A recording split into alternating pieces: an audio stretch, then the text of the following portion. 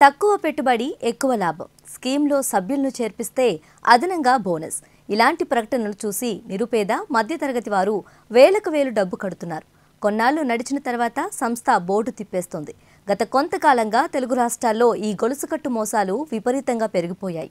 ఆ కంపెనీ ఎలాంటిది అని ఆలోచించకుండానే డబ్బుకు ఆశపడి గుడ్డిగా భారీగా పెట్టుబడులు పెడుతున్నారు.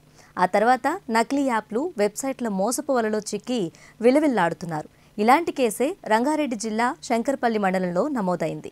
మోసపూరిత గొలుసుకొట్టు సంస్థ కొందరు రిపోర్టర్ల బెదిరింపులకు ఓ కుటుంబం బలైంది. ఈ కేసులో 9 మంది నిందితుల్లో 5 జర్నలిస్టులు కావడం గమనార్హం. తాజాగా ఈ కేసులో పోలీసులు నిందితులను అరెస్ట్ చేసి రిమాండ్కు తరలించారు.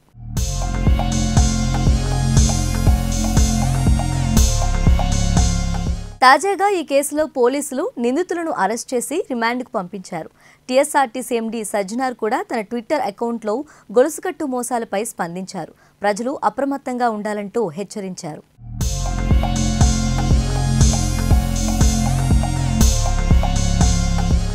రంగారెడ్డి జిల్లా శంకర్పల్లి మండలానికి చెందిన రవి ఓ ప్రైవేట్ ఎంప్లాయ్.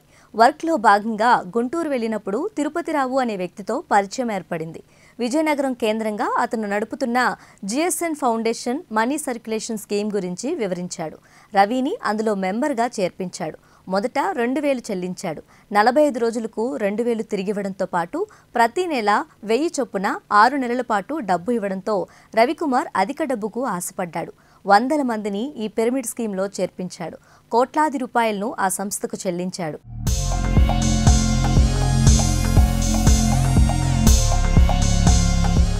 కొన్ని నెలల పాటు ఈ లావాదేవీలన్నీ సక్రమంగానే జరిగాయి. అయితే గత 3 నెలలుగా జిఎస్ఎన్ ఫౌండేషన్ నుంచి డబ్బులు రావడం ఆగిపోయాయి. దీంతో డబ్బులు కట్టిన వారంతా రవిపై ఒత్తిడి తీసుకొచ్చారు. ఈ విషయం తెలుసుకున్న జర్నలిస్టులు తనపై తప్పుడు వార్తలు రాస్తామని రవిని బెదిరించారు. అందుకోసం 10 లక్షలు ఇవ్వాలని డిమాండ్ చేశారు. దీంతో మరో గత్యంతరం లేక భారీ నగలు తాకట్టు పెట్టి పోయిన నెల 2.5 లక్షల రూపాయలు వారికి ఇచ్చారు. మరోవైపు జిఎస్ఎన్ ఫౌండేషన్కు డబ్బు కట్టినా వారు రవిపై ఒత్తిడి చేశారు. దీంతో రవి రావులపల్లిలో తన పేరు మీదున్న 2 ప్లాట్లను తాకట్టు పెట్టి 18 లక్షలను వారికిచ్చాడు. అయినా మిగతా డబ్బుల కోసం రవిపై వారు ఒత్తిడి తేవడంతో బాధ తట్టుకోలేక రవి మార్చి 3న తన 3 పిల్లలను చంపి ఆత్మహత్య చేసుకున్నారు. రవి కేసులో 5 జర్నలిస్టులతో సహా మొత్తం 9 మందిని నిందితులుగా పోలీసులు గుర్తించారు. ప్రవీణ్ కుమార్, శ్రీనివాస్ రెడ్డిలతో పాటు హోంగార్డ్ రాజును అరెస్ట్ చేసి రిమాండ్కు తరలించారు. పరారీలో ఉన్న నిందితుల కోసం ప్రత్యేక బృందాలను ఏర్పాటు చేసి గాలిస్తున్నట్లు పోలీసులు చెప్పారు.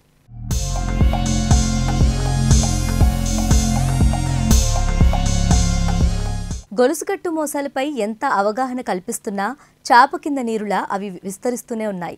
అధిక డబ్బుకు ఆశపడి ప్రజలు లక్షల్లో డబ్బులు కడుతూ మోసపోతూనే ఉన్నారు. ఇలాంటి మోసపూరిత సంస్థలు ఎన్నో కుటుంబాలను చింద్రం చేస్తున్నాయి.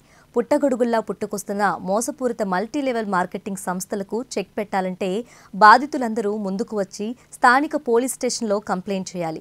లేదంటే ఈ గొలుసుకట్టు సంస్థల మాయలో పడి మీరు ఏదో ఒక రోజు బాధితులుగా మారుతారని టీఎస్ఆర్టీసీ ఎండీ వీసీ సజ్జనార్ ట్విట్టర్లో హెచ్చరిస్తున్నారు. ఇతనికి ఈ విషయాన్ని బయట పెడతాము, లేకపోతే అతను బ్లాక్మెయిల్ లాగా చేసి ఒక పరిస్థితి క్రియేట్ అయింది. దాంట్లో 5 పత్రికా విలేకరులు ఇతన్ని దగ్గర తీసుకొని వచ్చి వాళ్ళ బావమతి వీళ్ళందరినీ ఒకరోజు సెటిల్మెంట్ లాగా కలిసి 5 కలిసి 25 lakhs డిమాండ్ చేయడం జరిగింది. దాంట్లో లాస్ట్కి 10 lakhs ఒప్పుకొని తప్పని పరిస్థితుల్లో అతను ఆ రోజు భార్య యొక్క పుస్తల తాడు కూడా తాకట్టు పెట్టేసి వాళ్ళకి 2.5 లక్షలు ఇవ్వటం. దాని తర్వాత వెంటనే అతను నెక్స్ట్ కొద్ది రోజుల్లో పిల్లల్ని చంపేస్తాను చనిపోవడం జరిగింది.